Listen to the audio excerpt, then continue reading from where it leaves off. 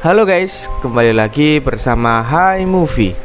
Gimana nih kabarnya? Saya doakan semoga para penikmat Hai Movie diberikan kesehatan dan dipermudah segala urusannya.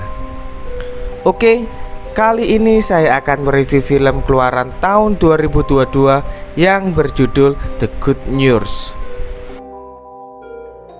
Film ini dibintangi oleh Jessica Chastain yang berperan sebagai Amy Lorraine dan juga Eddie sebagai Carlos Cullen. Diangkat dari kisah nyata mengenai pembunuhan berantai yang terjadi pada tahun 1988 hingga 2003. The Good Nurse disutradarai oleh Tobias Lindholm. Bagaimana kisah selanjutnya?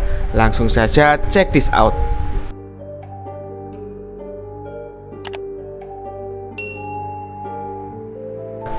Film diawali kepada Amy yang sedang piket malam. Dia merupakan seorang perawat yang bekerja di rumah sakit yang berada di New Jersey. Amy melakukan aktivitas seperti biasanya. Ia tampak hangat kepada para pasiennya. No. Hey Sam, this chair. You wanna blanket and pillow? Sebenarnya, pihak rumah sakit melarang keluarga pasien untuk bermalam di kamar pasien. Namun, Amy mengizinkan Sam, suami dari Anna, untuk bermalam menemani istrinya. Rupanya hal tersebut pun diketahui atasannya dan meminta Amy untuk tidak melakukan hal seperti itu lagi. Setelah itu, Amy melanjutkan tugasnya. Okay.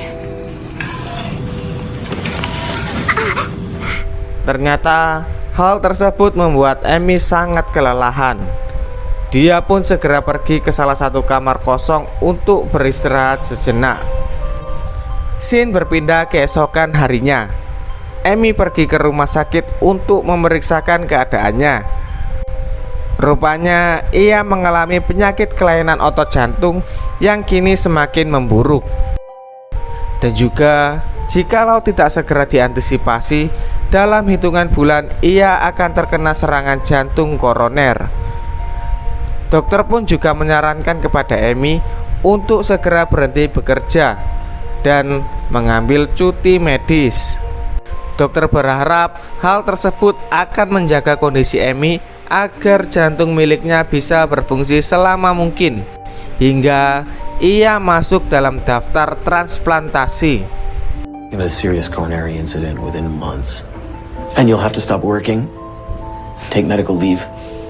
Amy pun bercerita kepada dokter bahwa ia harus terus bekerja hingga 1 tahun masa kerja agar mendapatkan asuransi kesehatan. Hal itulah yang memaksa Amy harus terus bekerja. I need health insurance and I don't get paid leave. Selain itu, dokter juga menyuruh Amy untuk menyampaikan kondisinya kepada anak-anaknya. Dokter berharap si anak dapat menjadi penolong pertama ketika Amy mengalami sesak nafas hingga pingsan saat di rumah. You have kids, right? You should make them aware of the symptoms.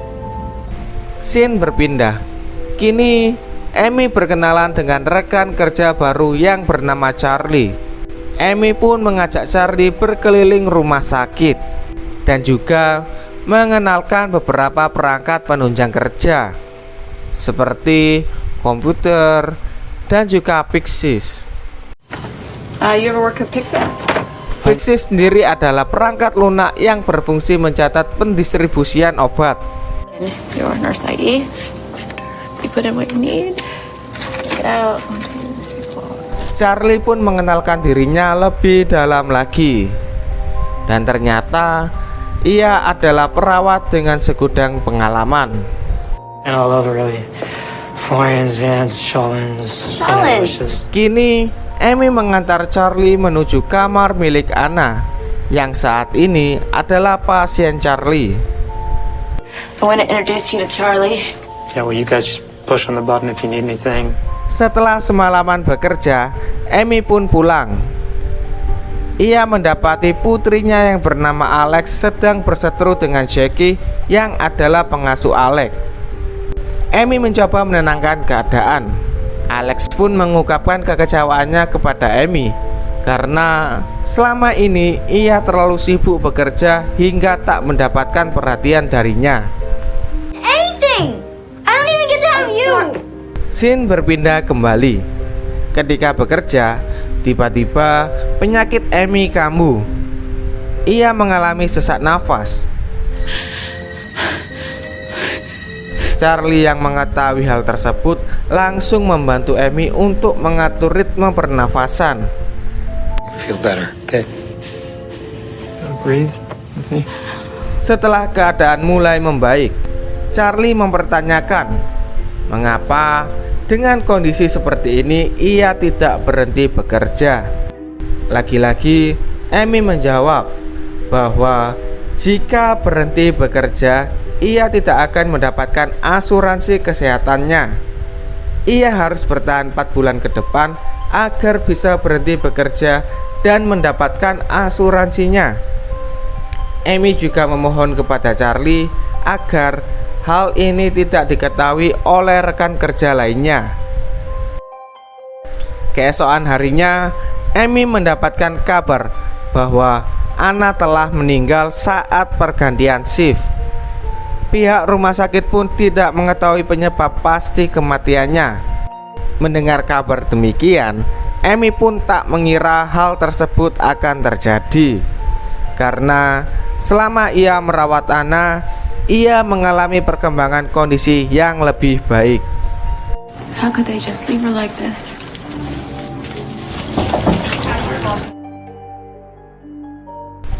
Linda yang adalah manajer resiko dari pihak rumah sakit memanggil pihak kepolisian yang adalah detektif Brown dan juga detektif Baldwin untuk mengusut kematian Anna. Di sini Linda didampingi oleh pengacaranya dan juga salah satu anggota DPRD.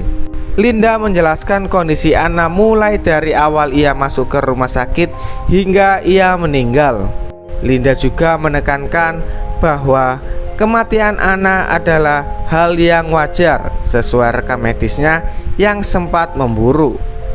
Dan juga Anna yang berumur 77 tahun.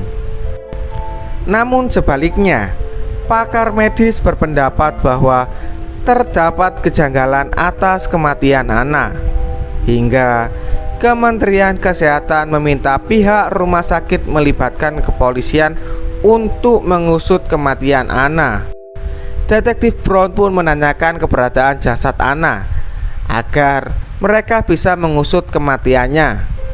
Namun sayangnya Anna meninggal 7 minggu yang lalu. Jasad Anna sudah dikembalikan di keluarganya dan kemungkinan pihak keluarga mengkremasi jasadnya. Linda beralasan tidak segera mengabari kepolisian dikarenakan pihak rumah sakit melakukan penyelidikan internal terlebih dahulu. Okay, but Mrs. Martinez's body is where? How do we get it?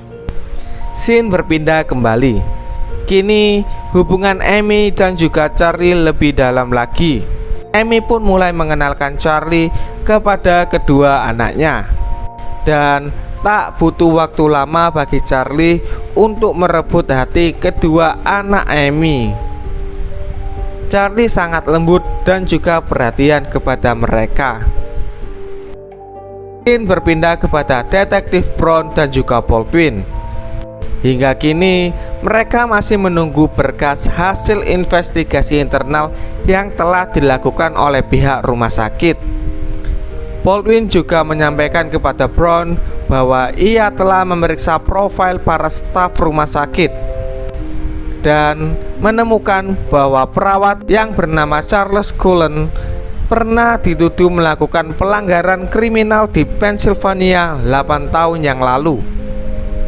Brown pun langsung menghubungi distrik Palmer untuk meminta keterangan terhadap kasus Charles Cullen pada tahun 1995. Benar saja, Charlie pernah ditangkap karena menerobos dan juga penganiayaan terhadap rekan kerjanya. Namun, semua tuntutannya dicabut.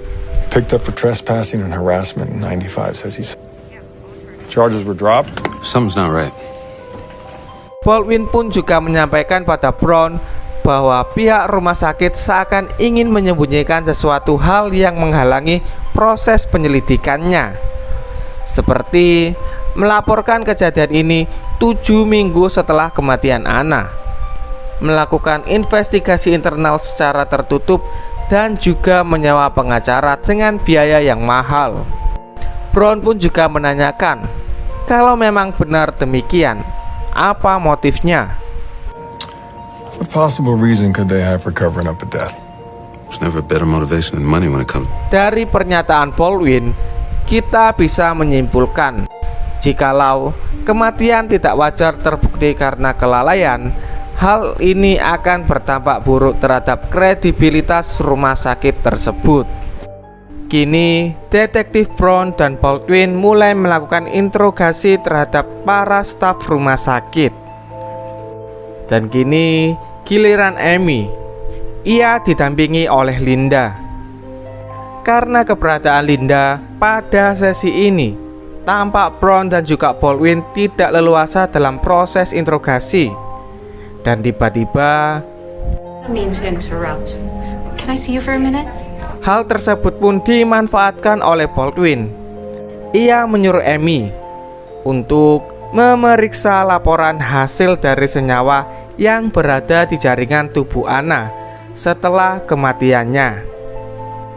Amy pun memberikan pernyataan bahwa ada yang memberikan insulin pada tubuh Anna. Hal tersebut sangat berbahaya bagi tubuh Anna.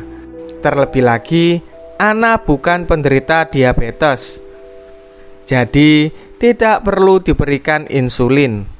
Insulin would have been a double medication error, which is Killed her? sure. Dan tak lama kemudian, Linda kembali. Dengan segera, Brown mengemasi laporan tersebut. Sorry. Mereka berdua pun menanyakan pendapat Amy mengenai Charles Cullen. Namun, Linda langsung memotong dan mengakhiri sesi tersebut. We have no reasons to suspect it was anything other than an accident. Di lain sisi, Amy juga memberikan pernyataan bahwa Charles tidak berada di tempat ketika kejadian tersebut. Anna meninggal saat siang hari, sedangkan Charles adalah perawat shift malam. Ia juga mengungkapkan bahwa Charles adalah perawat yang baik. Ia tidak mungkin melakukan hal yang dapat menyelakai pasiennya. Scene berpindah. Kini, pasien bernama Jack Evans sedang kritis. Amy tampak kelelahan. Penyakitnya mulai kambuh. Ia mulai kesulitan mengatur nafas.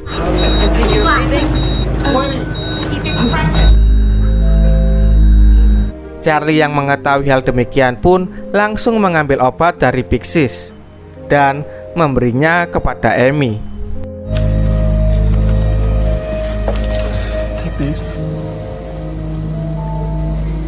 Setelah itu, Amy memperingatkan kepada Charlie bahwa hal tersebut dapat membuat dirinya dipecat. Namun, Charlie memberitahu kelemahan Pyxis. Rupanya, ia tetap bisa mengambil obatnya dan tidak terdeteksi.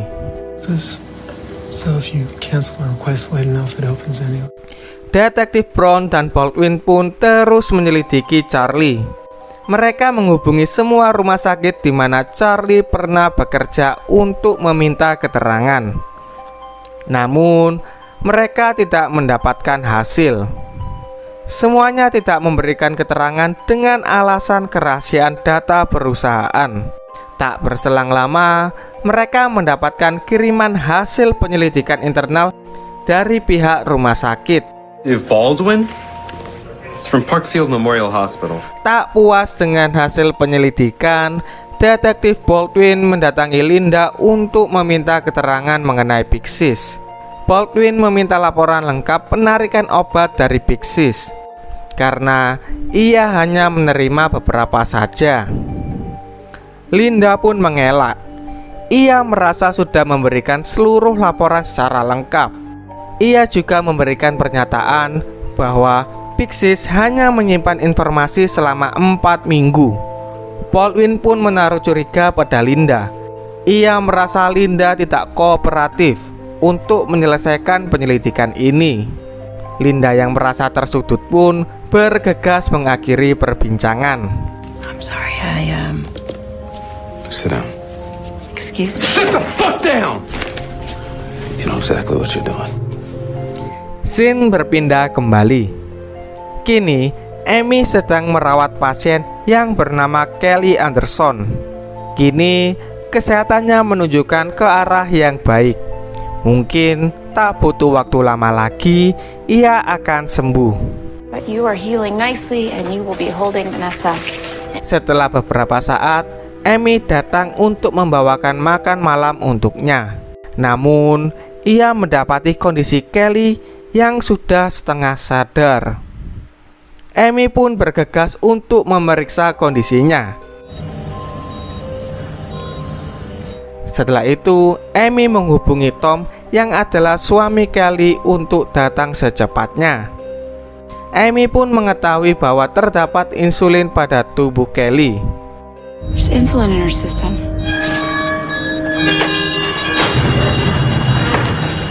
Tak lama kemudian, Tom datang. Tangis pun pecah ketika Tom melihat istrinya sudah tak bernyawa.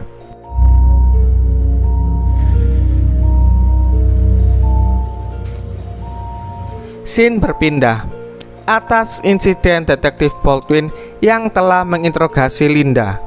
Pihak rumah sakit pun merasa Baldwin telah membentak dan mengintimidasi Linda, yang mengakibatkan mereka berdua tidak bisa masuk ke rumah sakit yang adalah tempat kejadian perkara investigasi. Atasan mereka pun menyayangkan kejadian tersebut. Baldwin pun membantah bagaimana cara mereka untuk mengungkap kasus pembunuhan pada Anna Martinez.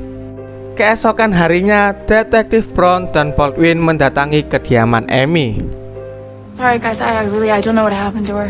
Anderson, I mean... Setelah mendengar demikian, Detektif Brown dan Baldwin pun meyakinkan Amy bahwa Charlie bukanlah orang sebaik yang ia kenal. Mereka berdua pun meminta tolong kepada Amy untuk membantu proses investigasi. Was Cullen with Kelly Anderson?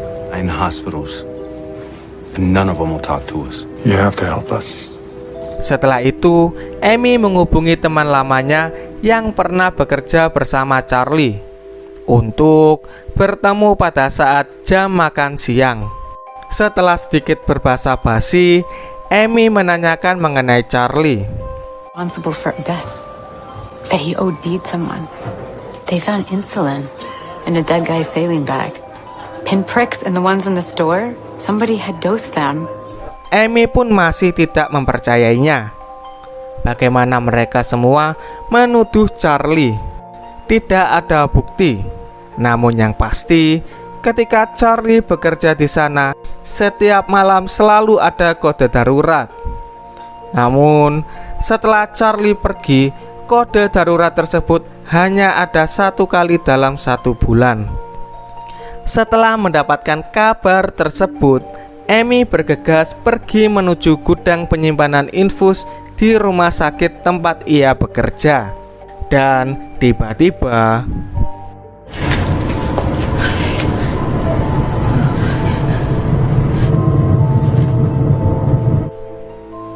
mengetahui hal demikian memperburuk kondisi Amy. Ia pun terjatuh hingga tak sadarkan diri. Keesokan harinya, Amy pergi menemui Detektif Brown dan Baldwin.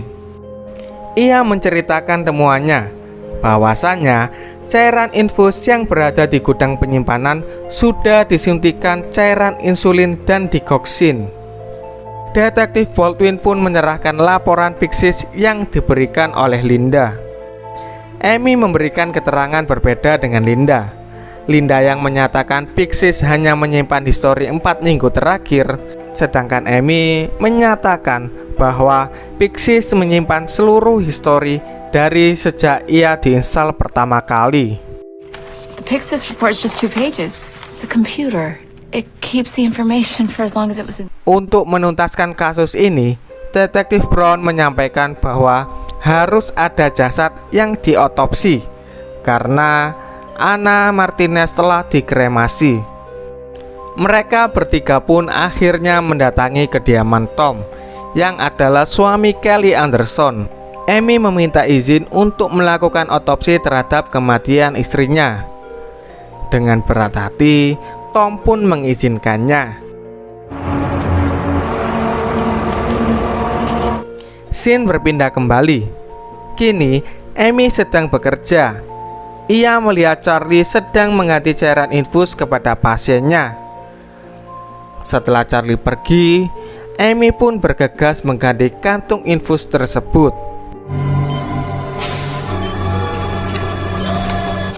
Setelah itu, Amy menyalin seluruh laporan pengobatan yang telah dilakukan Charlie yang berada di Big Sis. Laporan tersebut pun sangat rapi dan detail mengenai kondisi pasien dan juga laporan pengobatannya.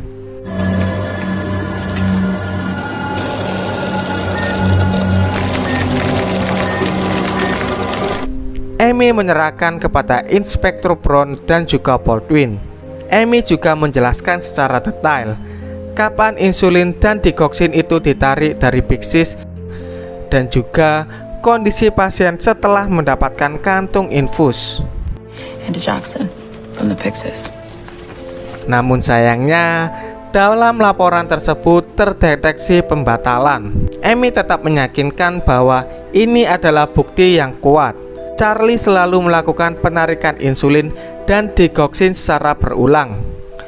Walaupun dalam Big Sis terdeteksi pembatalan, namun obat tersebut tetap bisa didapatkan Charlie.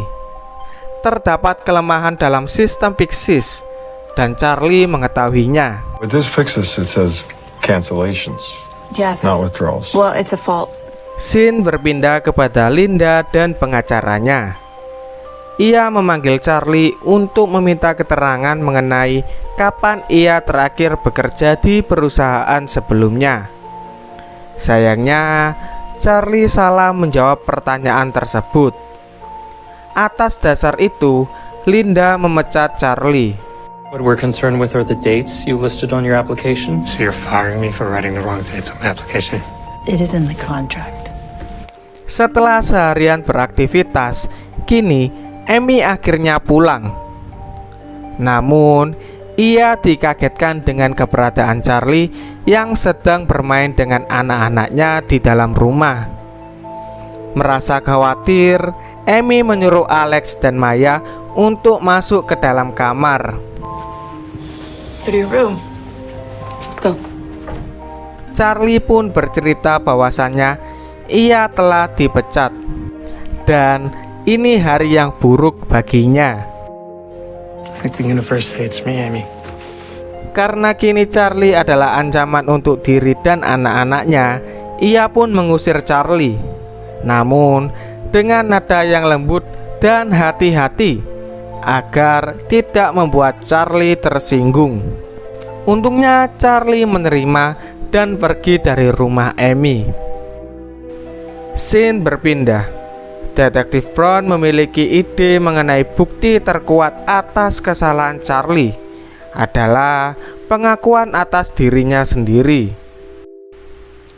Mereka bekerja sama dengan Amy untuk menelpon Charlie agar bisa melakukan pertemuan pada jam makan siang hari Sabtu, dan Charlie pun menyetujuinya.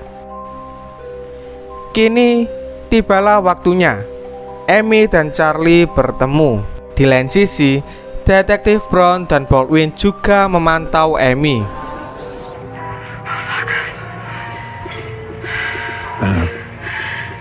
Setelah berbicara panjang lebar, rupanya hal tersebut tidak membuahkan hasil. Charlie tutup mulut dan tidak mengakuinya. I want to talk about what you did. I gotta go. Detektif Brown pun segera menghubungi rekanan kepolisian untuk menangkap Charlie yang sedang menuju rumah sakit Elmsford. I'm gonna call Ellis. We're good. They're gonna pick him up.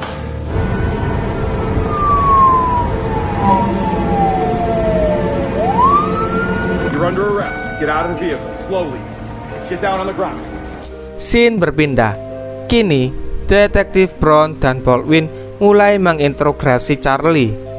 Mereka menyudutkan Charlie dari beberapa dugaan, mulai dari kantung infus yang telah diberi insulin dan lain sebagainya. Namun sayangnya, Charlie tidak menggubris apapun. Lou did it. Parkfield Memorial Hospital. We know you killed Anna Martinez. We know there's others. I can't. I'm not meant to talk about patients without the hospital. Brown dan Baldwin terus-menerus melontarkan pertanyaan-pertanyaan. Namun, hal tersebut membuat emosional Charlie tidak terkontrol. We've seen your Pyxis, we've seen your orders, we've seen the cancellations, we know all about it. Wondering, Charlie, you know what I'm... No, I got no judgment. Charlie, listen. Hey. I can't! Karena keterbatasan waktu, jika dalam 48 jam mereka tidak mendapatkan pengakuan dari Charlie, dengan terpaksa mereka harus membebaskannya. Baldwin pun menyampaikan hal tersebut kepada Amy. Get it. He's not gonna break, he's not gonna confess. We have to release him tomorrow morning. Malam harinya, Amy pergi mendatangi kantor polisi untuk bertemu dengan Charlie. Ia pun membangun rasa melalui perkataan dan sentuhan-sentuhan agar memberikan rasa kenyamanan kepada Charlie. Amy berharap dengan demikian Charlie mau berkata jujur kepadanya.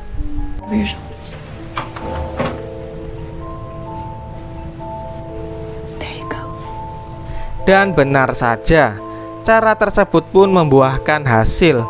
Charlie pun menyebutkan nama-nama pasien yang telah ia bunuh. I just did it. I can't remember all the names.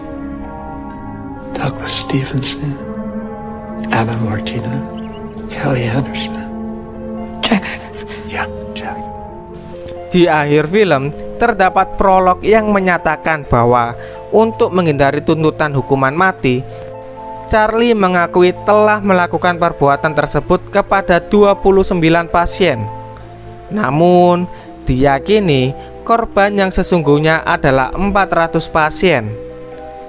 Ia tak menjelaskan apa motifnya. Seluruh rumah sakit tempat ia bekerja juga menaruh curiga terhadapnya. Namun, tidak ada yang mencegahnya. Dan juga tidak ada proses hukum. Kini, ia telah ditangkap dan akan dipenjara seumur hidupnya. Oke, cukup sekian alur cerita film The Good Nurse. Saya pamit undur diri. Silakan subscribe untuk mengikuti update terbaru dari konten Hi Movie dan tombol like jika kalian suka. Sekian, terima kasih.